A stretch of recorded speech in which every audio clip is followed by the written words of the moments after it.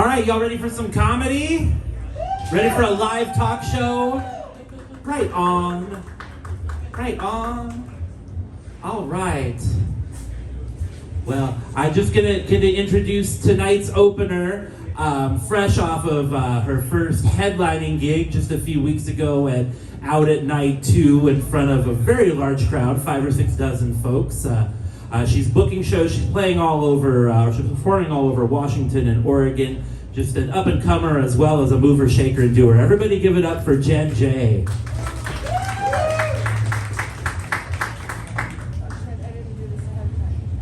Thank you, Temple. Hi, everybody. How's it going? Yeah. All right. Well, I don't know if you guys know, but tonight is the season finale of the Temple the Bard talk show. So I prepared something special, okay? It's not just going to be me up here talking about putting weed inside my ball cupping underwear, okay? I got something special tonight. Tonight, I worked out for you guys the top 5 privates that I've seen in non-sexual situations. Okay, are you ready? You ready for this? You know, it's like season finale, you gotta have like lists, you know? It's a classic comedy trope, according to me. Okay. So the number 5 privates that I saw in a non-sexual situation, well, it happened when I was a caregiver. I mean, you know, it's like the classic place to see privates. I was in school getting my license for caregiving, and I had to practice giving a shower to someone. And my person was a woman, and I had to get her to the shower, which was down the hall. And she thought that she was gonna fall. She used to walk her, and I tried to help her as best I could, you know, and she was like, I'm gonna fall. And you're not supposed to say this. They teach you not to say this, but I just thought, like, she just needed a little confidence, but she could do it. And so I said, if you fall, I'll catch you. You're not supposed to say that, so don't do that. She looked right at me and she goes, lady, you couldn't catch a fly. It was really tough on my ego, but so I get her to the shower, right? And I'm giving her a shower just like we were told, you know, like head to toe and toe to, and then it's over. And so we get to the, you know, the privates area. And I said, now, would you like to wash this area yourself, or would you like me to? And again, she looked right into my soul and she goes, I like to keep it dirty.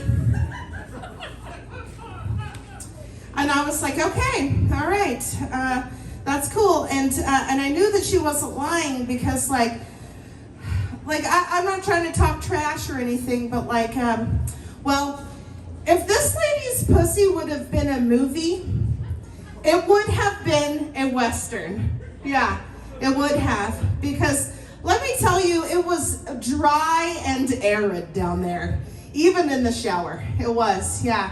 And believe me, there were more than just a couple of tumbleweeds, you know? But lastly, like, once we were in the shower and like everything was off, I just heard this sound, and it was like, wee, wee, wee, wah, wah, wah, you know? And I couldn't help thinking, like, Ennio Morricone or whoever it was, who's like the spaghetti Western composer, you know?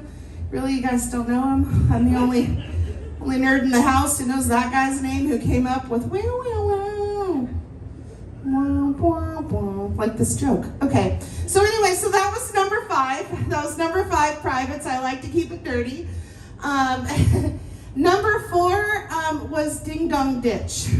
Yeah, so I was at the age where you play Ding Dong Ditch, you know, and we mostly did that to like our friends' houses, you know, and so we had this one friend, Jared Parson. His house had a cleared front door and then just windows everywhere, you know. So his house, like to put it in video game terms, was like boss level, you know, for Ding Dong Ditch, because like you got to be extra stealth, you know, because you have to like creep. You know, the whole object is to ring the doorbell and run away, and so you have to get real creepy, and so me and my friend are trying to, you know, we're trying to get to the doorbell, and we're being all quiet, and we timed the like lighting just right, like it was in the evening where like if they looked out they couldn't see us, but we could see them, you know, and so we're getting close to the doorbell, but then both of us froze, like. If you drive in the South Hills at night and come across deer, you know, and they're just like, I'm just gonna stay here until you pass, and then I'll continue, you know. That's what they do, and so we were just like everything went into slow motion, you know. I like kind of wanted to vomit. My brain wouldn't even register what I was seeing, you know. Basically, Mr. Parsons was in the kitchen. Guzzling milk right out of the jug, you know, with just a robe on, but the robe was untied, you know, and so all that we could see is just a man chugging milk, and like it was the first time I'd seen like dad hog, you know, and it's just hanging there. Oh, it's hanging there, and it's so red. Why is it so red? Ugh. And it's just kind of like I don't want to like body shame hanging down penises or anything, but like, I mean, it's just like, you know, and like every time he takes a gulp of milk, it moves a little, you know, like, it was the weirdest thing I'd ever seen. It was my first time catching that, you know, dad dong. So that's number 4. That's the number 4 privates I've seen in non-sexual situations. That's what we're doing here. It's a list. Don't worry, it's a short list. You only missed number 5. So number 4 was the dad dong from Ding Dong Ditch. Number 3. Okay, the number 3 privates I've seen in a non-sexual situation has to do with Snatchy Cassie. Snatchy Cassie is an old friend of mine. No slut shaming. She's just the horniest bitch I've ever met. You know, she just really goes for it. Like she kind of walks pussy out. You know, like just always ready. Always ready. I half admire, half fear her. Yeah. So this one day I'm hanging out with Snatchy Cassie at a bar, and we're having drinks. And like the way that the lights were just above us, they shine right down on her shirt. And I realized that the shirt's completely see-through. And I can see my friend's whole titties, which is just awkward for me because we're friends, just friends. And I realized that she has those like cantaloupe-sized titties, but then the grapefruit-sized areolas, you know? And nothing wrong with that. It's just, I just know that now. I just know that now. Yeah, so we'll go with that being number 3. The number 2, so they're getting like progressively better, hopefully. Number 2 privates I've seen in a non-sexual situation. Well, friends, goes to my Uncle Ted. Yep, my Uncle Ted. Yeah, so my Uncle Ted, he had a sailboat. We went sailing all the time as a kid in the Gulf of Mexico. It was really fun. This one day, it was like the best day sailing ever. It was blue skies, not like this. There was like dolphins and stuff. It was gorgeous. Like the wind is like wafting through my uncle's hair, you know. It was just a really great memory, you know, until my eyes dipped down just below the horizon. Because my uncle's one ball was just hanging there, popped out of his shorts, you know? I'm just a little kid just sailing with my uncle. And that one ball is just like, oh, hello. Oh, what a glorious day. Is that sunshine? I've never felt sunshine before. All of a sudden, my uncle's one ball is like wearing sunglasses, manning the oar of the sailboat, just living his best life. I was just happy my uncle brought me along the day he went and took his one ball sailing. It's really great. Yeah. Okay, so that was number 2 privates I've seen in non-sexual situations. And here we go, friends.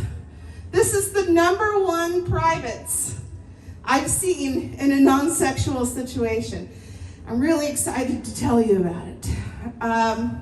Okay, so I have my best friend is this dude bro of mine, Chris, and we went fishing together, and we're having a great time. We aren't catching much, but we're having fun. We're out on the boat, we're fishing. Well, at some point, he casts his reel, right?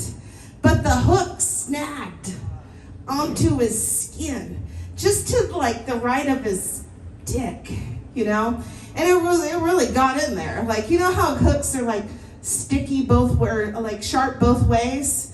Yeah, both of them were up in the skin. And he's like, Jen, you have to help me, and it's just so funny because like I feel like some friends would be like, ha ha ha, okay, here you go, blah, blah, blah. Because like I was gonna have to cut his shorts, in order to get this thing out, and his underwear. Like, we're about to get really personal, And some people would maybe giggle and they'd be like, okay, that's cool.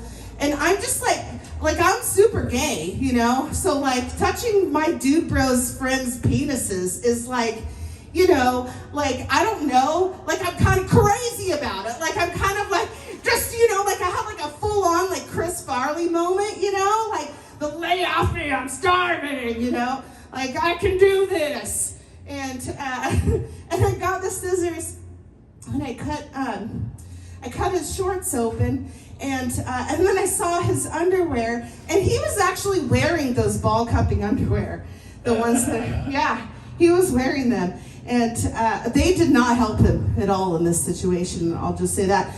But so I cut the underwear, and then I go and I just pull the hook right out. I did, yeah, and like just blood everywhere, There's just blood everywhere, and like the boat is rocking, and like my hand is slipping, and so I'm just like pushing on it, and the next thing I know, like the blood is just like making his penis hard, and then he jizzes everywhere. Yeah. So I mean, all I'm saying is like, if you haven't had a best friend like get their blood and jizz like all over your hands, do you even have friends? Because now we've seen some things. Well, that's the end of that. We've gone through all of the 5 privates I've seen in a non-sexual situation. Hopefully the rest of the show is better than this. Thank you all so much. I'm Jen J. Good night. Thank you, Jen. You're Thanks welcome. for starting us off. You got it. I wish I'd seen only like 5 or 6 like people's privates in a non-sexual situation, but I've been to Burning Man. Yeah, and I also wish I could say I could see my own privates in a non-sexual situation of late.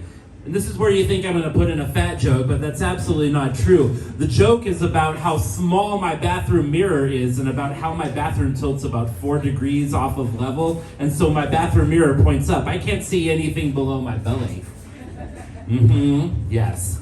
Yeah, no fat shaming on my shift. Hi, everybody. I'm Temple the Bard. This is my live talk show. I'm here to entertain you. Thanks for being here today. So my sister is in her mid-40s, and she just had her 3rd kid. I know, it's like, I'm not into the whole heteronormativity thing, but there's a lot of good parents out there in the world, and my sister is one of them, and so I'm really excited to see what she's going to do with a kid at this time of her life. And I said, hey, just do yourself and the kid a favor. Like, raise the kid for the world of 2042 when he's an adult, not the world of today, because things are going to be so different 20 years from now when he's an adult compared to today. And my sister's like, no, I've totally got this covered. I've already purchased a Blu-ray of Mad Max Fury Road. I put it in his crib. We're going to watch it as soon as he can hold his head up. He's totally going to be ready for the world of 2042. So this is good. I feel some reassurances about this. And My sister is a really amazing placemaker. She's an interior designer. She plans parties, and during the worst of COVID, she really wanted to create great experiences for her kids too. So the kids really wanted to go to Disneyland, and that wasn't possible. So she sent the kids to stay in Grandma's backyard for a couple of days, while she cleaned the kids' rooms and made their beds and put mints on the pillow and put Disney decorations everywhere and got some of their favorite foods. And then when she picked them up to take them back home, it's like, surprise, welcome to Disneyland. And her name is Andrea, so we call it Disneylandria. So it's like, surprise, welcome to Disneyland. And the kids came home and they watched Disney movies and pretended they were in a hotel and just had a really beautiful time of it. And they had a good time of it. And so last year, I'm from Sacramento, and last year there was no Pride in Sacramento. And I was talking to my sister, once I got vaccinated, about coming home for a visit. And she's like, well, there's no Pride in town this year, but, and this is a video call, so I saw the light bulb turn on over her head. It was just just this happy look. She's like, we could have Pride here at my place. Wouldn't it be great? And before I could even say, she was like, no, it's really perfect. It's we can make a rainbow cake, and we can have the boys put on suspenders and fake mustaches and dress up like leather daddies. We can have the boys make the Pride flag that'll help them learn about the color wheel and geometry. Oh God, that sounds really interesting. But I couldn't really stop her, so she just kept going on and on with these ideas. And I'm like, okay, if we're really gonna do it like Pride, we've got to do a couple other things. We need to invite somebody from Walmart to table, and then invite somebody from Antifa to table, and then the two of them could argue all Pride long about rainbow capitalism. And then what we should do is we should serve all of the food out of the back of a truck, but make everybody wait 45 minutes to order. That would be real Pride. And you know what? You should also hire somebody to stand out front with a sign that says God hates fags and protest against us. And she's like, no, I've got that covered already. I'm like, what, really? She's like, yeah, I put out an ad on Nextdoor. Some guy named Daryl responded. He said, you had me at God. I'm all right. I'm like, okay, what about a trans march? Pride has got to have a trans march. And she thought about it. She's like, you know what? Your brother-in-law replaced a transmission in the family minivan back in March. Do you think that'll count? I'm like, yeah, I guess that's going to have to count. So anyway, that's how I ended up spending the better part of a Saturday in my sister's yard in Sacramento, eating lukewarm hot dogs out of the back of a Chevy Suburban, hanging out with my little nephews dressed up like leather daddy versions of Mario and Luigi. And I'm really proud of them kids. They got really tired of it in the middle, and so they made a couple of signs and started parading around saying, Stonewall was a riot, Stonewall was a riot. But what they really wanted was to be allowed to take a nap. So, that's pretty cool. My sister's all right. But I'm never going to be really close in her inner core of people because I'm queer as fuck, and she's pretty heteronormative. She accepts me, but she still thinks I'm a weirdo, and it's I can't even describe to her easily what type of queer I am. I can't just be oh, I'm bisexual, or oh, I'm trans or whatever. It's I identify as a manic pixie dream cryptid. You've heard of the Manic Pixie Dream Girl. It's Zooey Deschanel in a movie. Her bangs are perfect, and her skirt is flowing, and her makeup's always on point, and she comes into some broken boy's life and does all this emotional labor for him that he's too lazy to do for himself, and fixes him up and makes him feel better, and then, oh, hey, look, Manic Pixie Dream Girl, woo. Whereas, I come into a guy's life, and, if he gets hurt on the job, I'll, take him to doctor's appointments and mow his lawn for him and stuff.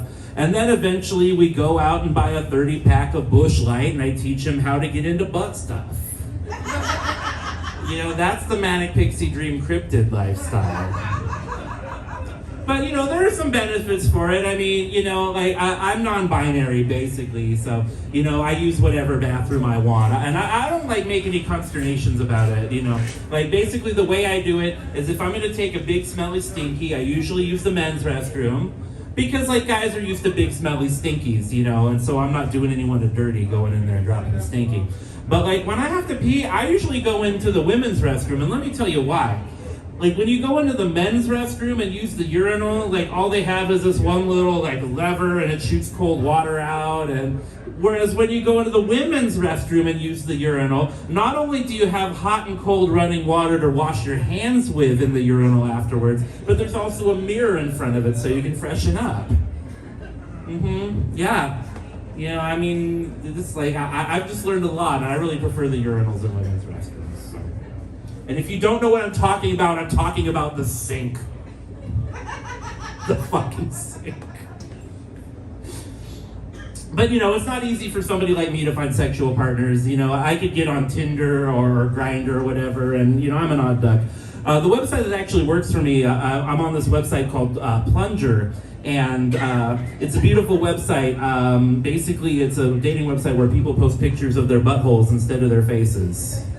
It's great. It works for me. You know, I need to see your starfish before I know if I can build a meaningful relationship with you or not. I mean, faces are faces, but starfishes, like, that's where the real information's at.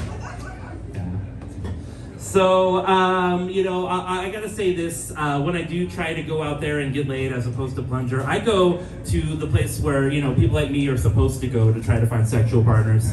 That's right, the Springfield Antique Mall. I used to go to the bowling alley, but unfortunately I got 86 for 69ing the 10th frame. It was bad. They also didn't like that I refused to rent bowling shoes and I wore Kleenex boxes on my feet, Howard Hughes style. It was no good. But at the Springfield Antique Mall, though, it was easy. You know, as a bisexual person, like, I could, like, give side-eye to the barber chair Betties, trying to let them know that I have impeccable taste in mid-century restoration gas station signs. Whereas I look to the right and I find this, like, cute leather daddy, you know, with pecs, goes to the gym, wearing tight jeans. He's even got a hanky in his pocket. And back in the day, like, queers would flag what they were into by the hanky in their pocket. So I went online to look up and see, like, what this guy was trying to flag. And I was able to narrow it down to one of two things. Either A, this guy identified as a daddy, or B, this guy owns a McDonald's franchise. Quite frankly, I hope it was both. So, you know, I sidled up to him hoping he might be into femmes and went like, hey, you know, I was hoping he'd reply, welcome to McDaddy's, may I help you? But no, all I got was a thank you drive-through. So that was the end of that. So anyway, no nookie for Temple, but that's okay. You know, rather than being home getting laid, I'm here doing the show with and in front of you all. So I hope you all are appreciative of that. So we've got a pretty good show tonight. You've already seen Jen J, and you'll see her again briefly. We've also got Bert Walpack on the show tonight, a very funny comedian and a good guy in general, and you're going to enjoy his set. And our featured comic tonight is Chadhurst Sharpe, and we're going to be interviewing both of them, doing some sketches and segments and stuff. And so we gotta pay the bills. I realize I still have Jen J's face behind me, even though it's my segment. So we're going to start to pay the bills right now. I just have to have a few commercials interspersed through the show in order to make enough money to pay the performers. So just put up with it like you put up with advertising anywhere. This is KTVL, Metro Area.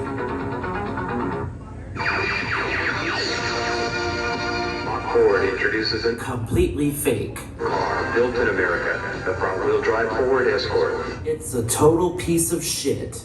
It offers more room inside than A coffin. the Escort has. A 2-foot power Flintstone engine. Independent suspension, front-wheel drive, rack and pinion steering, and in many areas, Load-bearing rust. the new world Ford Escort available at Mach Ford to take on the world. Mach Ford, selling fake cars to presumably real people. I'm Dick McLaughlin, president of Jackson County Federal, and I want to tell you about several of our free services, such as Money laundering. free safe deposit boxes for customers that Need a place to receive and store stolen property. the convenience of early bird Stick-up. windows, which open daily at 7:30 a.m. Polyester-clad chain-smoking swingers. Serve you in each of our 6 convenient locations. And Jackson County Federal is as strong as the people that built the Rogue River Valley. Genocidal settlers that exploited Chinese labor.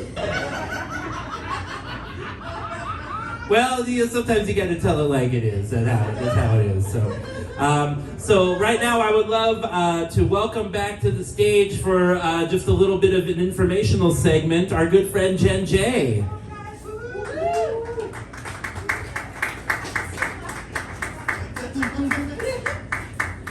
Right on. So we've got just a little informational segment to you. Go ahead and grab the wireless over there. Okay. Yeah, and just a little bit of information to give to you, and Jen and I are just gonna give you basically, it's a public service announcement. You know, we have to be responsible broadcasters here. So you see this? This is a tub of cream cheese. And now that summer is coming along, you all know that like we eat a lot of cream cheese. We put it on salami. We make cheesecakes. We eat a lot of cream cheese over the summer. And one of the old adages, as we say, is that cream cheese goes well with everything. However, Jen and I tonight are going to tell you about things that don't go well with cream cheese. All right, I'll start. So everybody take this down. If you don't know about what doesn't go well with cream cheese, like be prepared, you're gonna learn something. All right, here we go. Here's stuff that doesn't go well with cream cheese. For example, unshelled peanuts. Callous shavings of the elderly. Fruit stripe gum. Hot, sweaty, outdoor camping sex. When you're in the thick of things and remember that you forgot to bring lube. That's a brutal one. Yikes. Non-union sauerkraut. That doesn't go well with cream No cheese. for me. PBR Tall Boys. The 12-ounce cans are fine though with cream cheese. Yeah. Make sure it's not the tall boys or you'll be regretting it. Ketchup packets from the 90s that have been in your mom's junk drawer for over 25 years. Ooh, Pedialyte. Pedialyte certainly does not go well with No. cream cheese. Lebanese Army MREs. Gross. AKA meals ready to eat. Wilted lettuce. Ew, that's terrible. Cotton candy. No. Ooh, Mike and Ike's with cream cheese. No, Mike and Ike's don't go well with cream cheese. No. And let me tell you what, neither do uncircumcised shrimp. And you're going to tell us what else doesn't go well with cream cheese. Okay.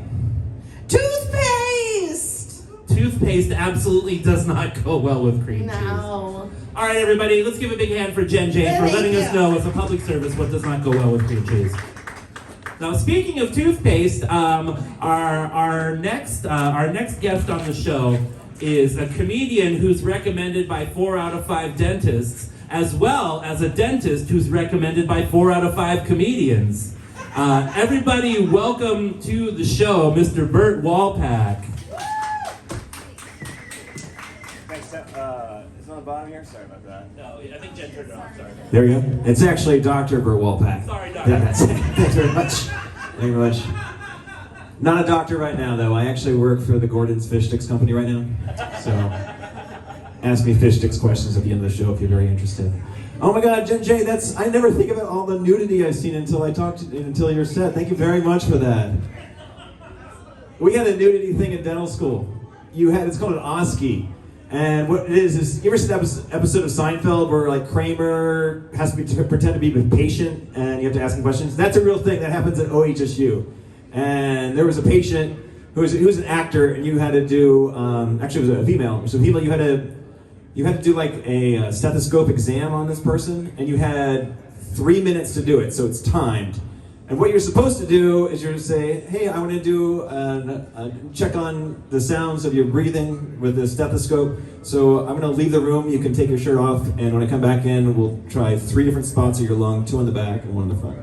And because it's time, my friend was so stressed that what he ended up doing is he said, we have to do this exam. And then he just started unbuttoning her blouse.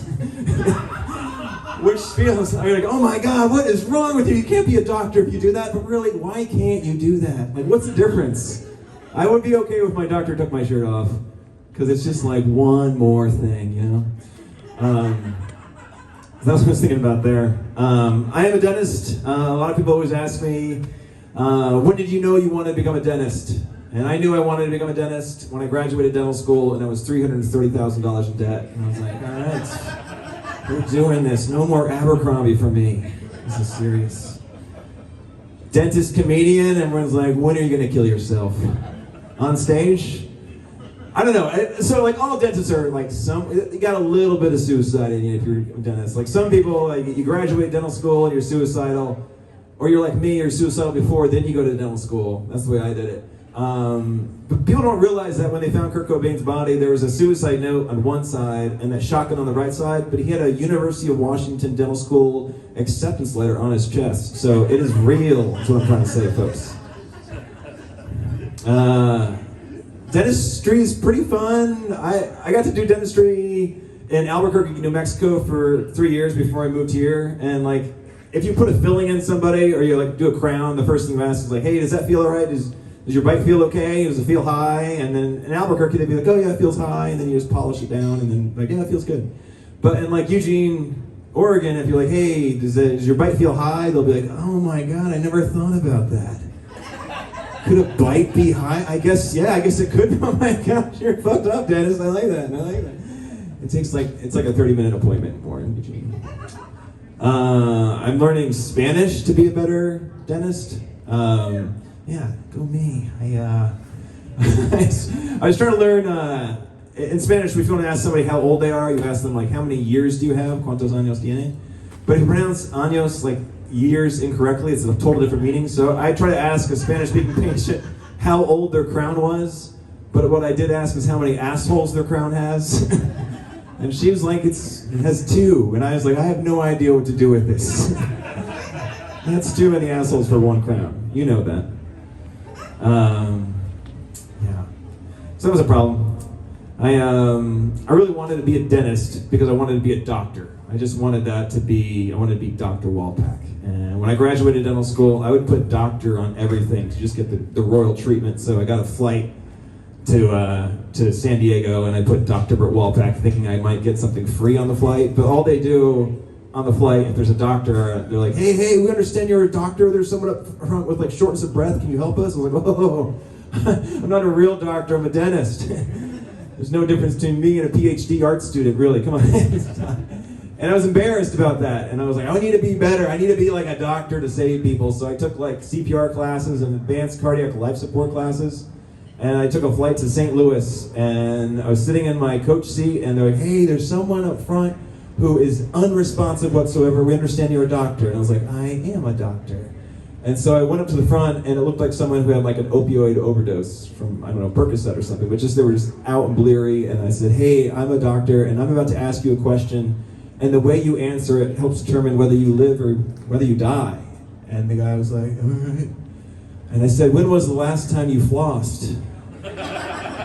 And I can't impart this enough. He died that night because he did not floss, all right? It's just serious, all right? I know we don't want to be like, oh my God, he's so serious. But yeah, it's serious, all right? That's why doctors are such assholes about that. I come out here, I like doing comedy. I have to put my kids down every time. Like I said, I need to say that better. I got to put my kids to sleep. Oh my God.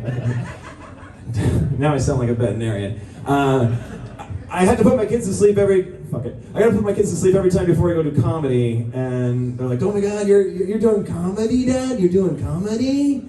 And they always think like it's a big deal, like I'm getting paid for it. And it's like, no, it's like working at Green Hill Humane Society. It's volunteer. So I get to come out to do this, and it's great. Thank you for having us, Temple. I know this stuff is such a pain in the butt to do, but it feels so good afterwards. So big year for me. I've been married 10 years to my wife, Katie. I love Katie. Katie is from Russia. No clapping it up. All right. She's from Russia. Although like, in the last 4 months, she's like, I'm from Eastern Europe. That's how she tells me. And be like, oh, where in Eastern Europe? Just next to Ukraine. Just next to Ukraine. All right. But she's Russian Jew, so she wants to get the Nazis out of Ukraine as much as anybody else, you know. My wife Katie goes back to Russia like every 3 years, and when you go to Russia, like the cheapest thing to buy in the tourism places is those Russian like nesting dolls. They're $7 inside each other. You can put like 5 ounces of pot in it. It's great, you know. They're like $14, so it's great to bring back. I mean, now they're like $2.77 after what we've been doing to those people. But we have all these Russian nesting dolls in my house, and I have a 1-year-old child, and I have a 4- and 6-year-old child, and we're like so worried that my 1-year-old is gonna choke on like that little tiny Russian babushka. And one time we like couldn't find it, and we're like all on the floor, like, where is it? Where is it? I don't want to choke on it. And my 4-year-old son had taken the Russian nesting doll and put it into the asshole of my 6-year-old son. And it was like a little Russian anal bee babushka, and I had to pull it out. And it was like the biggest FU to Putin that we could ever do. It's the biggest sanction we've put on Russia so far. So, it's serious. When I married my wife, my dad wanted to give me a pep talk beforehand, and he ended up telling me and telling my wife that he wanted to divorce my stepmom the Friday before our wedding, which was a bummer, because then my wife was like, oh shit, we got to tell the photographer to put her on the side of every photo so they can just like get rid of Ellen. And she was so tenacious, she wanted to be next to us, and she got next to my wife and I in the photos. So our photos were like ruined, and we're like, oh, asking our photographer, like, what do we do to get rid of Ellen? And he's like, I can fix it. And he fixed it. And we got the photos, and he put Kanye West instead of my stepmom. And it looks like my dad just hates Kanye West in all our photos. It was a good wedding, though. It was a really good wedding. So we had the baby, we had this recent baby. We had this baby during COVID, and the question was like, oh my gosh, what should we do? Should you vaccinate? How do you, like, if my wife decides to get vaccinated, maybe that'll cross over to the baby, and the baby will be immune. So that's what we did. My wife got vaccinated, and she breastfed the baby, and the baby, we think, is immune to COVID because of that. But now I'm stuck with a 4-year-old and a 6-year-old that aren't vaccinated. So I was like, oh, what do you feel about, Katie, about maybe like re-breastfeeding our kids again, that way they get vaccinated? And she's like, oh, we could do that. Or I could just put it in a cup and they could drink it. And I was like, oh, that makes more sense. Let's do that. So if anybody's like kind of leery about the vaccine, about getting a shot, we do have breast milk at the end of this set. It's vaccinated breast milk. I will be selling at Saturday Market because I care. That's the reason I care. I also have I got 2 boys that love playing Legos, and I have a bunch of like Harry Potter Legos, but I don't have, we lost the hair and the hats to the Harry Potter Legos. Like there's no hair for Ron or Harry. So it looks like Hogwarts has like a leukemia issue going on right now. We're like asking Professor Snape, like, what can we do? Make a potion, can we do something? Stem cells from hippogriffs, what can we do? It's pretty tense at my house right now, all right? I liked high school. Anybody liked high school? No, not really? Yeah, fuck it. I like high school. I'm in charge of my high school reunion. I did my 10-year and my 20-year. It's hard. Sometimes you're trying to find people who aren't on Facebook or anything, and I wanted to find Mike Bratcher-40 from class of 1998, and I just couldn't find him on Facebook, so I Google searched him. And Google link came up and said, double fatality car accident, Route 206, Michael Bratcher-40, and I clicked on it, and I was like, oh my God, he's gone. And I read the article. No, he was the attending state trooper who pronounced the 2 people dead. He's still alive. Mike Bratcher-40's still alive. So I called New Jersey State Police, and I said, hey, we're doing our class reunion. Can I get Mike Bratcher-40 can I get his phone number and give him a call? Like, oh, we don't give out phone numbers or police officers. And I was like, okay, well, we're to be at this bar on Saturday, November 26th. We'd love to have him. And he, at the bar, 8 o'clock, he wasn't there. 9 o'clock, he wasn't there. So I called New Jersey State Police again. And I called in a double homicide. And Mike Bratcher-40 showed up. It was awesome. He pronounced us ready to party. Actually, I do run like a comedy show over on First National Tap House. And there was, Temple's been there. She's been on it. And, one time we did it, and someone had stolen a purse and went into the men's room and hid in the men's room. And so a police officer came in and waited in front of the men's room for this person to come out, and he got to stay for like most of our comedy show. And it was a good show. We all were really funny. So at the end, we were like, hey, can we get your body cam video? Because those were good sets. Will not release my best 5 minutes, this guy. Not from the police.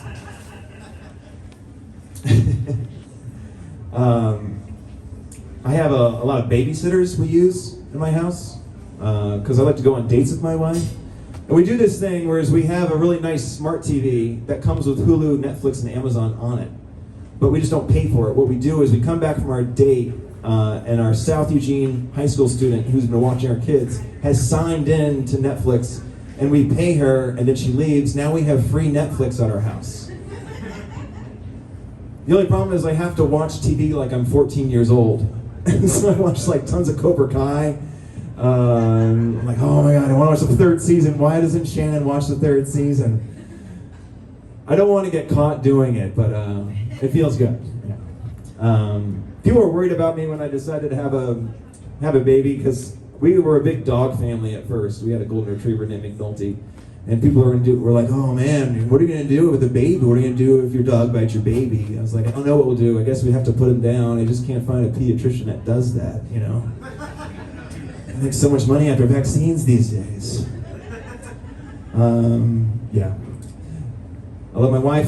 I love the family. My family all lives on the East Coast, but my wife's family lives here. And my sister-in-law is a lesbian, and as lesbians do, she married another lesbian, and they have 2 kids, and we have 3 kids. So every year we go to Sears and we do a picture together for Christmas, and it's me with 3 women and 5 children. It's like the most LDS picture I take. Nothing says hot lesbians like BYU, right? So I'll send one out to you guys as well. All right. Thanks for your time. You want to hang out a bit, or should we go back to Please that? join me. Okay, Yeah. okay. Everybody, keep it going and/or give it up for Bert Walpack. Thank you. Thank you. Right on, Dr. Bert Walpack. Yeah. Yeah, just come up, have a seat all on right. the quote-unquote proverbial couch. I'm drinking, can you tell? It's like Johnny Carson here. Yeah, that's the whole goal. I mean, I loved Carson. I've told the story a few times, but like my comedy mentor, I asked the last question in comedy class. I'm like, hey, I'm already a booker. Can I just like book myself as a talk show host and like skip all this paying your dues shit? He's like, you're a booker. Do whatever the fuck you want. I'm like, all right. So, but no, I ended up getting the whole dues paying thing. I love the Eugene comedy scene. I enjoy performing. I keep a spreadsheet of every time I perform anywhere. I've performed about 120 times now doing comedy. Are you trying to do like as many states as possible, or? No, it's all just been Oregon mostly, a Okay. little bit of California, and my spreadsheet is nothing because there's some folks that hit up 4, 5, 6 mics a week, and I hit up maybe 1 or 2. So. But you know what? You don't have time because you have a life, you have a practice, you have kids, you have a Russian wife. That's got to be interesting. I certainly don't want to make generalizations, but that's got to be hard to navigate all the generalizations that are probably thrown at you two at this time. With the Russia-Ukraine conflict. Do you get any BS about that? So my sister-in-law is in the Russian apartment at U of O. And right when they got invaded, and Ukraine got invaded, Russia department had to issue a tweet that would quell everybody, let them know that U of O doesn't support Russia. But there's Russians there, and they were like, hey, yeah, we support Ukraine, but we also support the Russians who are miserable right now, living in Moscow, who are protesting. And U of O was like, just say you hate Russia. And that's what they That's finally what they had to release, because they're like, we can't be milquetoast about this at all. No subtlety allowed. Yeah. So, you told us about how you got into dentistry. Owing a lot of money goes a lot of ways into getting people into a profession. What got you into comedy? I wanted to be a comedian a long time ago, and I feel like I fucked it up. I'm from New Jersey, and I wanted to be a comedian when I was 17. So I moved to New York to be a comedian when I was 22, and I did it for 2 years, and I didn't get on Saturday Night Live in that first year, so I just said, F it, I'm not doing this anymore. Yeah. I'm going to dental school. That makes sense. You took the F this, I'm going to dental school. I took the F this, I'm going to produce it myself in front of 30 people path. I wish I was talking to you that day. But yeah, I just thought I was so embarrassed that I ever did it. I don't know, I was I'm so glad I'm doing it now. I'm glad you're doing it now too. I would much rather you be up here on stage and having your fun when you can in between raising your kids and taking care of people than feeling a bunch of shame and not doing it all. So I'm really glad you're here. This is cool. Thanks, Temple. Yeah, shame is overrated. Thank you. Yes. Thank you. No one says it, but yeah. Mm-hmm. Yeah. So how long have you been doing? Since you were 22. So how old are you now? About 60? You're younger than I am. We're just both prematurely gray. So. I'm actually 27. I did meth when I was 22, and this is what happens. Yeah, that'll do it. Yeah. It makes me look like I have, a mortgage and yeah, vasectomy, you didn't even do right? meth in Seattle where it was cool, like Sparks did. No. Yeah, I know. He did cool meth. Yeah. Yeah. Yeah. So, I'm just really excited to have you here. I'm sort of striking out on some of the interview questions at the moment, but I did prepare a segment for you. It's called Ask a Dentist. Okay. All right, you all ready to hear us ask some questions for Dr. Walpack here? Find some stuff that we want to ask a dentist?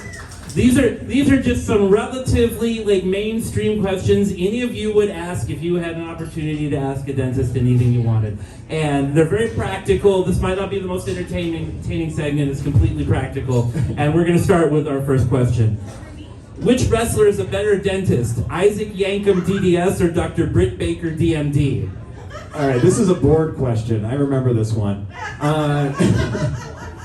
It's Isaac Yankem. That's not a stage name. That is an actual name for the dentist. Some people are built for dentistry. There's 2 oral surgeons in Bedford, Dr. Gore and Dr. Slaughter. Those are great names to be an oral surgeon. There's a doctor in Albuquerque who is Dr. Ronald Hertz. His advertisement is, Ronald Hertz is my name. It's not my intention. So yeah, if you had a name born for it, like Isaac Yankem, you had to do it. So Isaac Yankem is a better dentist than Britt Baker. Okay, so now the next question. Which dentist is a better wrestler? Isaac Yankem DDS or Dr. Britt Baker DMD? Oh man, Luke would kill me right now if he knew I was doing this. Luke is actually a big fan of wrestling. I'm not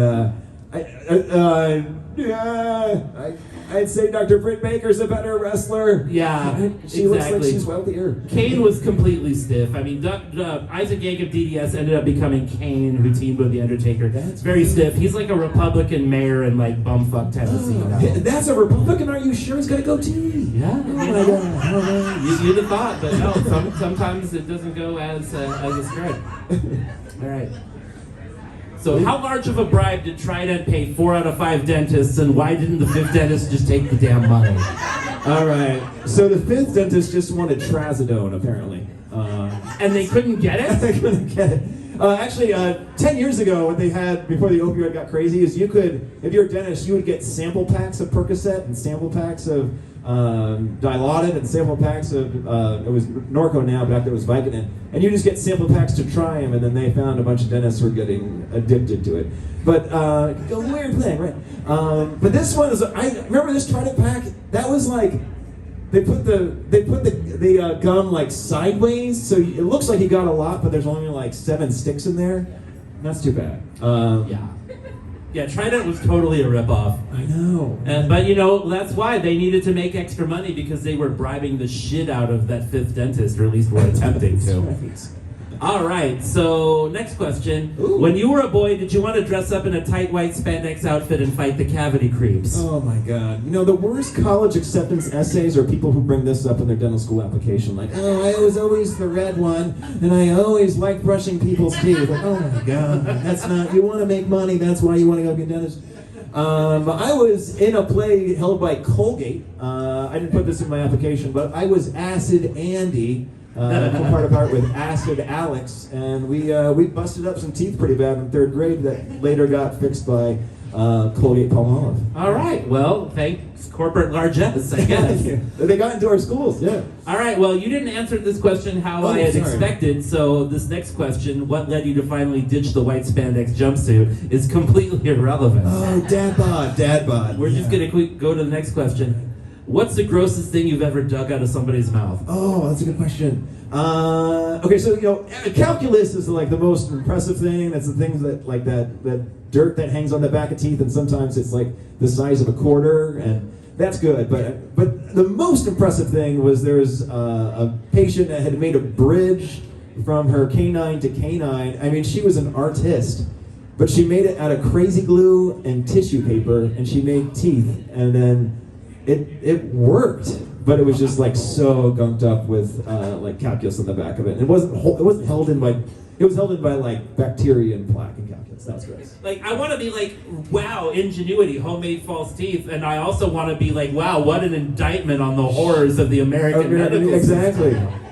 But she was the George Washington of our time. Yeah. Wow. Well, hopefully those weren't slave tissues. Oh wow, I didn't think about that. Right, I don't think they were. It was, yeah, I hope not. 2012, yeah. Oh. Yeah, George Washington did his problematic teeth. All right, next question. What's the deal with Floristat and Floristan? First it was called Floristan, then it was Floristat, and then it was called Floristan again. Why can't they just pick a name and go with it? Oh, I mean, we're just talking about marketing here. I mean, a lot of people got uncomfortable with all the Afghanistan, Pakistan kind of countries and invading. And I think Russia invaded Afghanistan in 1978. It's like, whoa, we got to change the name of our Florida to Floristat. Well, then they had problems with all these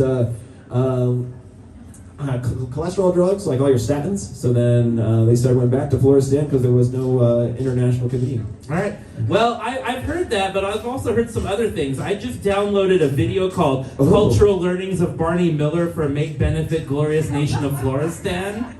And I think it begs to differ with your hypothesis. Do you have a few minutes to watch a video with me? All right. Watch all my children. Following FYI with Al London next.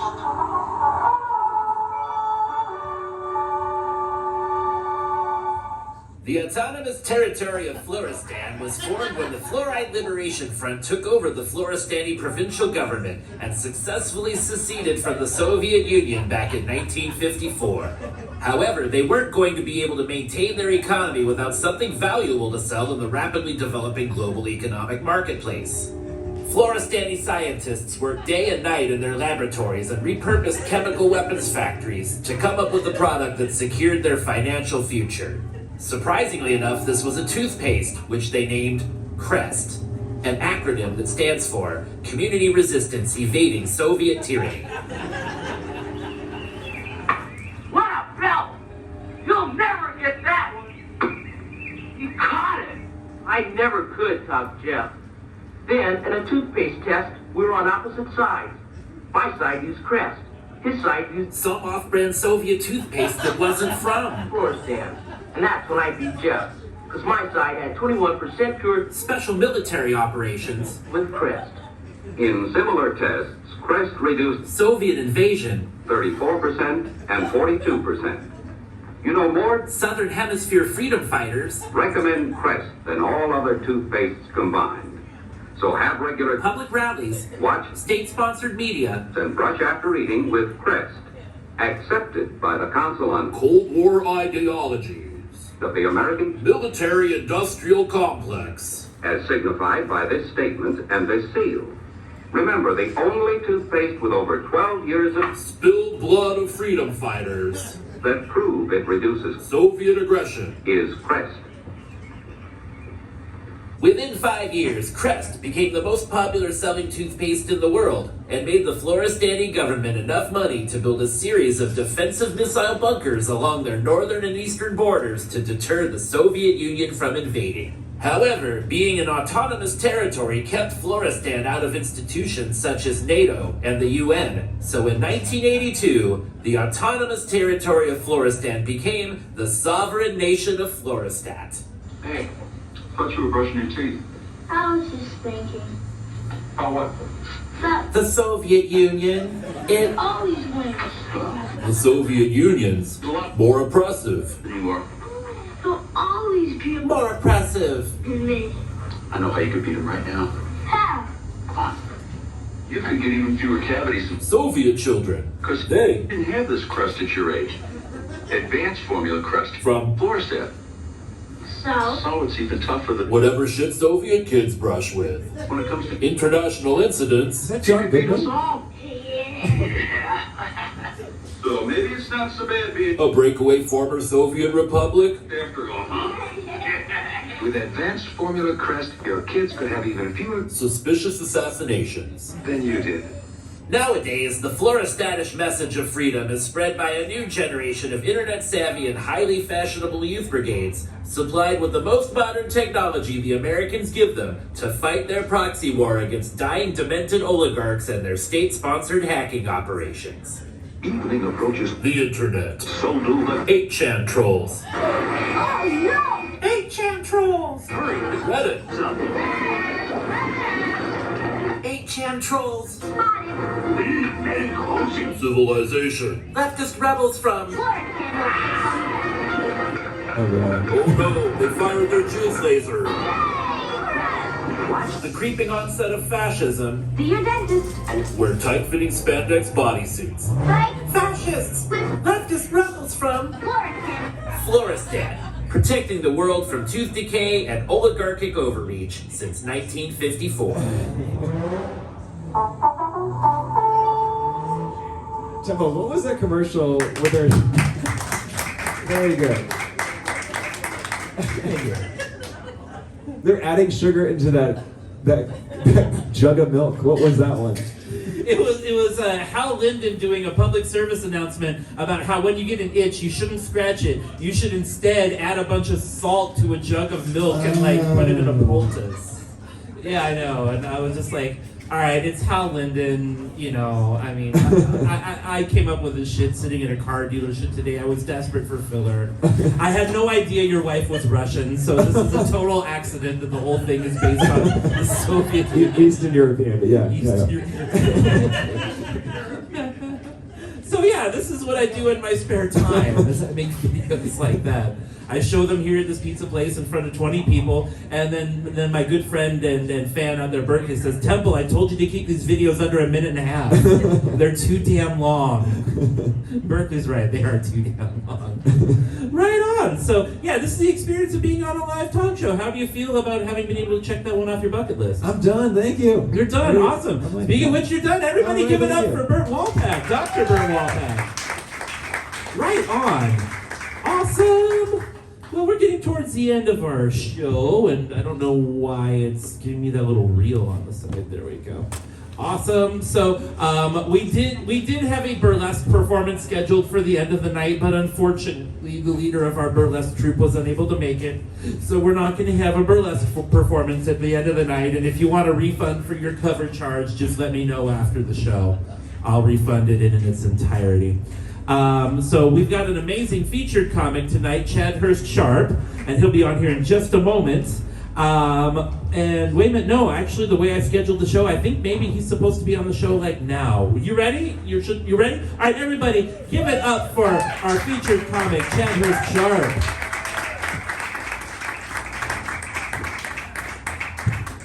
First of all, for $5 a person, I'll give you guys a burlesque show. I will. Yes. I will twerk right now, but slow and seductively, okay? Fun fact about me, I've been in Oregon almost 10 years now. This is a pretty cool little country or state. Is this a state or a country? This is a state. It's something like that. This is a pretty cool little state to be in. My only real complaint is that I can't grow a beard, and this is like the worst state to not be able to grow a beard. All right, this right here is all I have, and honestly, it looks like I fell asleep at a house party and someone glued their pubes to my face. So that's what I'm working with. Thank you for being here. All right. Honestly, in the 10 years I've been in Oregon, I've heard the same thing over and over, which is basically keep Portland weird. I'll be honest with you guys, Portland's not that fucking weird to me. Okay, I'm from the middle of the city. I go out after 10 in the city, shit's gonna get weird, you know. To me, the strangest thing about Oregon is probably like the rednecks here. It's the only place I've ever been where I've met like woke rednecks. Have you guys ever met one of them? It's a bizarre experience. It makes you feel like you're the racist, and by you, I mean me. You know, it's weird, man. A woke redneck will start a sentence, and you'll be like, I'm against everything they're saying. But by the time they're done with the sentence, you're on their side, you know? Like I was talking to a guy the other day, and he was like, yeah, man, I beat the shit out of my kids. And I was like, oh, fuck. And he was like, and Mario Kart, it's a great bonding experience. You know, I was like, oh, wow, that's a great dad right there, you know? He was like, yeah, and I'll tell you something else, there's a lot of black people in prison. And I was like, oh, this is getting racial. And he goes, it's because of slavery and the leftover consciousness of over-policing and ghetto environments. And I was like, oh my God, Cletus. 5 minutes later, I was fucking watching NASCAR, bro. Serious, it was crazy, The only other weird thing about Oregon to me is how much polyamory is romanticized here. Like, if you're in a polyamorous relationship, more power to you, bro. I just know, me personally, I'm too sensitive for that shit, okay? It wouldn't work. Like, if I was in a relationship with me, a woman, and another man, the second I get into a conversation or an argument with that woman, she'd go, oh yeah, well, Jim's dick is bigger than yours. And I would go, God damn it, River Moonchild, God damn it. You know, and it works the same way. If I was in a relationship with two women, and I get into an argument, she goes, that's why Jane's dick is bigger than yours. I'd go, not again. I left the last relationship because of this. It's bizarre, man, it's bizarre. Listen, I did a lot of stage performances in high school, mostly poetry and shit. But the reason I did those is because first I joined the football team, and I was doing pretty good. I had the speed for it and the endurance. Then I took a full tackle from a guy the size of a linebacker and joined the poetry club the next day. It was the right thing to do. But when I did poetry in high school, I used to still get nervous, you know what I mean? So I would do this thing where I'd pretend that the audience wasn't there, that I was just like basically talking to myself, you know, to deal with the nervousness. That guy gets it, you know? There it is. It's true, man, it's true. The other day I was looking for something to do to pass the time, so I smelled a marker. Turns out markers don't get you high anymore. They just give you a headache, which that's bullshit. All right, it fucks up my whole vibe. In elementary school, I'd smell a marker, have a juice box, then hit up nap time, bro. I thought this was gonna be great. You know, I couldn't wait to do more drugs when I got older, which I'll be honest with you, that's foreboding. That's not the best vibe to have. But no, now markers don't get you high, which in my opinion kind of fucks up the drug scale, you know? You start with markers, that's the gateway drug. Then you move on to secondhand smoke and eventually you hit marijuana, right? Now, they just start with crack. You guys ever seen kids these days? They're on crack. That's all I'm saying. That's the whole big crack addict kids. I regret nothing. I don't. Oh man, I was hanging out last night in my apartment and I was watching my cat get the zoomies. I know that they do that thing where they speed around the couch at 80 miles an hour, stop and then look you in the eye and give you one of these. They're like, yeah. I've decided my cat isn't actually saying it in that tone. That's just how they translate it to human. What they're actually saying is, bro, did you see that? I was going so fucking fast. And that's a way more exciting experience to me. Every time my cat goes, I know it's going, what's up, motherfucker? Feed me, it's been 4 hours. It's been 4 hours and I haven't eaten. I used to be a hunter, now this is what you've reduced me to. That's how I roll, man, that's how I roll. No, I do like it here in Oregon, though. It's a pretty cool place to live, all in all. I'm from the East Coast, right? And on the East Coast, people are a lot more aggressive and a lot more violent. It took me a while to adjust to not being that way out here. I still like flip off my friends, but I don't flip off other people anymore, mainly because I did that when I first got here and people protested me. And I was like, oh, this is Oregon, this is the West Coast, this is great, this is fantastic. Have you guys seen the Fast and Furious movies? I have, man. I love those movies. Mainly because I like cool cars. I'm a little bit of like a car enthusiast in terms of watching them race each other, you know? It's awesome, it's awesome. But in Oregon, you guys have these tuner cars, which those are cool, but they kind of fuck with me. Like I'll be outside on my porch and I'll hear a car coming, and I'll be like, oh, I'm about to see a street race, and it turns out it's like a Honda going 25 miles an hour. It's fucked up, man. It tricks me every time. Like if I pull up like to a Mustang or a Camaro at a stoplight, I can hear the power in the engine, you know? It's like, oh, I got a V8 in the Hemi, don't fuck with me. Then it pulls off. It's real patriotic and shit. When I pull up next to a Honda though, it's like, what's up motherfuckers, I vape. Watermelon gumdrop flavor, bitch. And it takes off at the same speed as my Saturn, which is extra fucked up. Yeah. It's true, man, it's true. What's weird too is all my friends that have tuner cars also have hella tickets, which is weird because I don't know how they can afford like car parts, tickets, and child support, you know what I mean? Like, what are you doing, Trent? What are you doing? It's strange, man. I'll tell you what though, I don't get how they still get pulled over, to be honest with you. At this point, if you see a cool car and it's like black, silver, or dark blue, it's probably a cop car, bro. If cops really wanted to get us, they'd go undercover in fucking 98 Hondas. You know how shocked you'd be if a 98 Honda pulled you over? I wouldn't even lie. I'd be like, yes, officer, I was speeding. You got me. That's fantastic detective work. Fan-fucking-tastic detective work, man. It's true. It's true. I'll tell you what's changed, though, in the time that I've moved out here to Oregon. It's that weed is legal now, which, in my opinion, immediately makes it inferior weed, to be honest with you. Like, it used to be, I'd move to a new place, I'd have to go to a few house parties with people I didn't really like that much, and then wait to hear someone go, man, I was stoned all day yesterday. Then I would have to slip into the conversation and play it cool. I'd have to be like, hey man, you were stoned yesterday, huh? And he'd be like, yeah. Then I'd be like, cool, play it real sweet, play it real calm. Where's the drugs? You know? Can't do that anymore. Now I go to a dispensary, it's not the same. Weed doesn't hit the same when I don't hear a siren, freak out, then get home and smoke it, you know?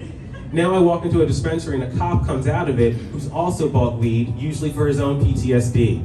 It's sad now, it's sad. It's not the same amount of fun that it used to be. I just go home and I throw it out. I'm like, that's all I'm gonna get from that. I think about donating it to Goodwill. Fucking imagine, that'd be great. Everyone would go to Goodwill. They would also leave with literal goodwill, whatever. It's cool, man, it's cool. No, I watch a lot of movies. I'm a big movie guy. The thing about watching a lot of movies is that eventually you enjoy less and less or fewer and fewer movies, mainly because you know how they're gonna end, you know what I mean? Like the first time I saw like The Sixth Sense, I was like, oh, how's this gonna end? Now I know the second I see a character that doesn't interact with something, they're dead or they're crazy, right? With that in mind, so I saw Doctor Strange the other day. There's no punchline to that joke. I just wanted to say Doctor Strange the other day. That was more for me. No, when I was a kid and I really fucked up, my mom, she would do this thing. She would look me dead in the eye and she'd go, Chadhurst, Jane, Sharpe, I brought you into this world, now take you out of it. Which is weird though, because I'm adopted, so. I never said anything because I didn't want to become unadopted, so. It's true, man, it's true. Let's see, what else is happening in the world today? All right, I'll be honest with you guys about something I probably shouldn't say on stage, but I'll say it.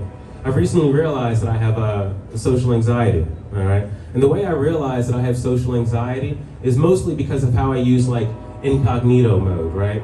I also know I have social anxiety because I have these weird, like really self-destructive tendencies that I use to kind of limit myself, you know? Like to give you an idea of how bad my self-destructive tendencies can get, right now I've got a great work-life balance, I'm taking my physical fitness seriously, and I'm in a good relationship. And I'll be honest with you guys, I've never been more ready to try crack cocaine. So, this close to trying a singular rock. I don't know if you can buy them one at a time, but I'm sure I'll find someone. It's true. Now, the other reason I know I have social anxiety is because I use incognito mode to look up shit that I, a grown-ass man, should already know, you know? Like the other day, I went into incognito mode and I said, hey, Google. It's a secret when you're in incognito mode. I said, hey, Google. How do you use the greater than, less than symbol? Because I've never really been certain, and I'm tired of taking it 50-50. You know? I went back into it, I said, hey Google, can I claim myself on my own taxes? No? Cool. Follow-up question, what's the jail time for tax fraud? Follow-up question, am I big enough to survive in prison? The answer to all of those is resoundingly no, apparently. So that's fun for me. No, here's the thing about having social anxiety is that it's one of those things that I should have realized about myself early on. You know, like if all your friends make plans and invite you out, then you don't go, guess what? Fuck your friends. You have social anxiety. It's fantastic. Here's the thing about mine, though, is that people, mostly, they would consider me like a chill, calm person. For the most part, man, I'm just really reserved because I'm overwhelmed with being around people. It's like 1,000 people in an audience, and I'm just like, yeah, man, the world's the world, you know? But in my head, I'm like, fuck, this is way too many variables. That guy looks like he smells. Sorry, I almost pointed at you. I promise I wasn't pointing at you. You might smell, I don't know. No, not you, the other guy. I was pointing at him. Good vibes. Oh man, here's my impersonation of Eve in the Garden of Eve. And Adam, all right? You have to follow me on this one. It's a bit of theater, okay? Eve and Adam in the Garden of Eve. Adam. Eve, why don't you love me? Okay? It's only me and you here. Eve. That's a hot snake. Thank you. That's been Adam and Eve in the Garden of Eden. There's a part 2 to that, too. It's the conversation between Eve and the snake. It goes something like this. I gave Adam my best years. He gave me his rib. To which the snake responds, because it's a snake. Thanks for coming. I'm serious, man. I'm serious. I'm not serious. That's the best part. I was kind of an asshole as a kid. I would do this thing where I loved making people mad. The madder someone got, the funnier I thought it was at the time. It should come as no surprise to you. Wow, that guy's like that because you just got pointed at. Congratulations, you're an asshole. Yeah, but you're not a kid anymore, so what's your excuse, buddy? Are you mad? Whatever, doesn't matter. No, I would though. I'd do this thing where I would get people mad and I would just kind of like laugh at it. I'll tell you what changes that. One kid bigger than you hits you as hard as they can and you go, I need to rethink my life choices. I need to rethink a lot of things. I like comedy. I've been doing it for about 4 years now. Here's some tips for you guys if you ever decide you want to be a stand-up comic, okay? 3 tips that I've learned over the years. 1, right now, race home and think of 100 synonyms for penis and vagina, okay? That's step 1. Everything from anaconda to zucchini, okay? Step 2, get addicted to something. Every funny person you know is addicted to something, okay? And step 3, start therapy, but only after you run out of material. Don't continue therapy to solve your problems. Once you get new material, come back to stage, okay? With that in mind, I was high the other day and playing with my skin flute. When I thought to myself, I have self-destructive tendencies. I should have a beer. I promise that joke kills with a bigger audience. That's my favorite thing about smaller audiences, though. It's a lot more intimate. A couple chuckles is all I really need to get through the day. I'm basically like an energy vampire, you know what I mean? Right there, I see you smiling beneath that beard, sir. You too, man with leather coats. You fed me for a week. You pull your coat tighter after I said that? Are you now more proud of your coat? You should be. It's a nice coat. Carry on. So I do this thing where I copyright. Basically meaning I write like online articles and shit for people. And part of that job is sending out countless like proposals and cover letters to people. And you get a lot of weird questions back. Like at one point, I got filled out a whole application, you know, and the first few questions were pretty par for the course. Like, what do you do when you're copywriting? Fair enough. How long have you been copywriting? Also fair enough. The next question was, what's your earliest childhood memory and how did it affect you? What the fuck, bro? Like 3 months from now when I turn in an article with a typo, are you going to be like, hey Chad, there's a few typos in this article, but I know that it's because your mother abandoned you at an early age, so you're okay. It's bizarre, man, it's bizarre. My time's almost up, so I'll leave you guys with this. I had a nightmare the other night. It was a pretty fucking terrifying nightmare. You guys remember those Transformers movies? I had a nightmare that I was on the bottom of a hill and a Transformer was at the top, and I was engulfed in the shadow of a Goliath. And it jumps over me and it starts transforming and it lands and it's a fucking 98 Honda. It's a callback to the, have a good night. Keep it going for Chadhurst Sharpe, everybody. Join me, thank you. Right on, thank you for sharing that thing with us. You're very funny. Thank you. I appreciate you. Yeah, I mean, I've seen you a few times. Sorry to do you're funny, but some of these folks who haven't seen you before, they might not know that. Now they do. Guy with leather coat's coming back. Right on. Yeah. Hey, you have a new fan. Yeah, what's up? And you know what? If you're a good thief, you may well have a new leather coat too. What size do you? Never mind. Yeah. Well, you'll find out later when it's on the rack. Yeah. Yeah. So, what brought you to being a comedian, getting into comedy? What drew you to this sick art of ours? It was on my bucket list, and then I got addicted to it. Okay.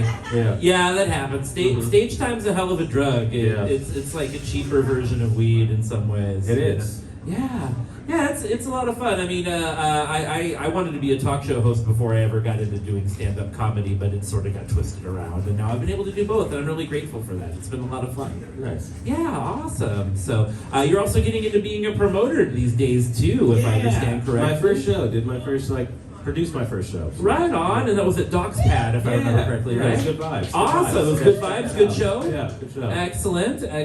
Did they turn off the pinball machine while y'all were performing? They did, but they turned on the PS4. Oh. Yeah, I don't know what to think about that. Usually turning off the pinball machine is a sign of respect, but if they turned on the PS4, they've got some hardcore video game addicts there who haven't learned the joys of stage time yet. Millennials, bro. Yeah, well, you know, bring those millennials to open mic night on Monday. I'm sure they have enough attention span to do a tight 90 seconds. I dig it. Yeah, that's about as far as they're gonna get though. Poor kids.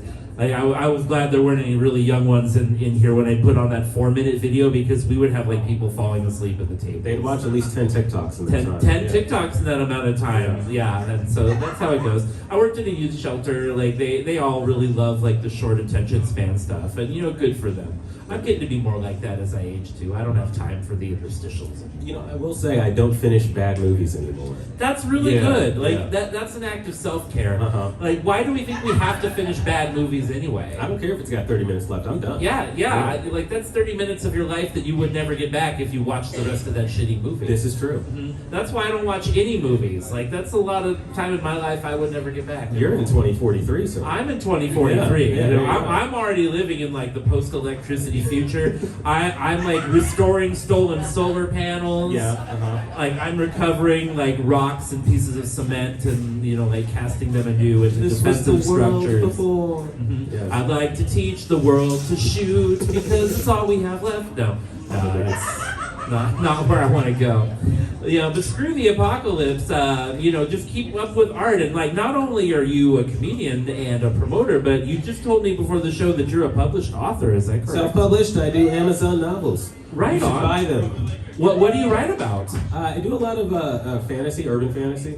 Urban Yeah. fantasy, that's cool. mhm. Right on. Is some of it maybe pre-apocalyptic? It's not all like horrifying? It's pretty horrifying. It's pretty horrifying. Yeah, I also have a couple like contemporary romances, but for the most part, urban fantasy. Okay, urban fantasy. Now, Yeah. I see some people use urban as a coded word going, it's black people stuff. Technically in this case it is. Okay, that's good. That's good. Yeah. Because that would suck if like you're writing urban fantasy about some rando white boys wearing Burberry in Manhattan. No.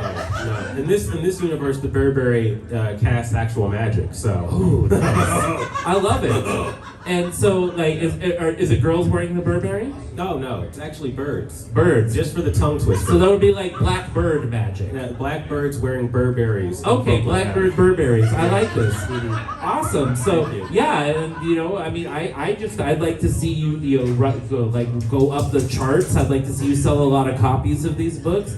If that doesn't happen, are you one of those authors who had to get a whole bunch of copies printed just to start, and they're all like sitting under your coffee table in the living room or something? Thankfully not. Any book I do, I'll order like 4 or 5 just to Okay. have them, right? Oh, that's and then, cool. Like, maybe sell like 1 or 2, but no, for the most part, it's all digital. Well, I hope that you sell a lot of copies, and One day. I'm not really one to root for capitalism, but I'm rooting for your escape from the worst of it, of course. I like capitalism if it works for me. Oh yeah. Yeah. That makes sense, but we all like things that work for us, but yet when we don't unite, we have, well, this. Everybody. We love you all. We love you all. I like your leather jacket still. Feel free to leave it. Well, it's been great having you on the show as a guest tonight. I love your set. Glad to check in with you about some of your art and creativity. Anything you want to leave the people with as a parting shot and or parting gift? Only you can prevent people that prevent forest fires. Ooh. If that's not an argument for abortion rights, I don't know what is. Everybody, please give a big round of applause for Chadhurst Sharpe. Right on. So this is the season finale of Temple the Bard's live talk show, and it may end up being the series finale. I hope not, but there's some things going on in my life and in the life of someone I love. I might end up having to navigate some healthcare situations as opposed to being up here and doing this show with everybody. So just in case this is the series finale rather than the season finale, I just want to check into the crowd. Are there any Eugene comics who haven't been on my show yet out there? All right, I see a couple. Everybody, just in case this is a series finale rather than the season finale, give a big round of applause for Nathan Adair and Jubal Chaplin. Just in case, let's even turn the official camera around. All right, you've now officially been on Temple the Bard's live talk show. That's going to be the answer to a trivia question someday. Will it be a particularly good trivia question? No, most likely not. But it is there and it exists. So I thank you all for being here. If everything goes well, our next show is going to be sometime in August. But there are a lot of amazing shows coming up. You've got a lot of music here, open mic comedy on Monday nights. Jen J, who opened here, is booking a hell of a show at Spectrum on June 17th. That's absolutely going to sell out. So if you want to get tickets, get them as quickly as possible. I'll be on that show.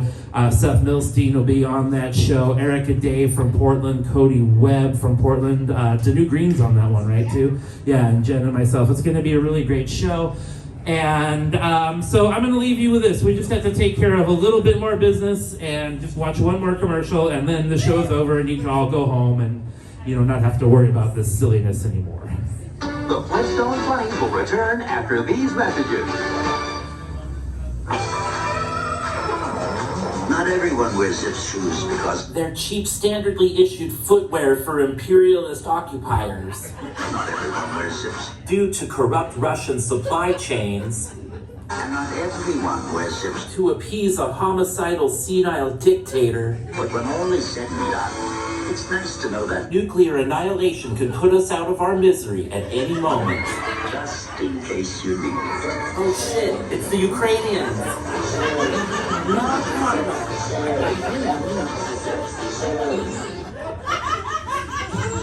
I follow my nose. It always knows. I detected my beaks of cocaine-fueled orgy. I seek. But where? I smell Polish trouser models. Such a gloomy place to find that lively taste. Whoa! Have you ever done it with the undead? Ah, yes. Would you like to see a picture of him? Part of this nutritious breakfast. Hey, Toucan Sam, does rigor mortis prevent STDs? Better ask your mummy. Sir, where do pirates come from? Pittsburgh. Where else? We now return to the Flintstone Bunny. And that's the end of the show, everybody. All the bills have been paid. Keep it going for tonight's guests, Jen J, Dr. Bert Walpack, and Chadhurst Sharpe.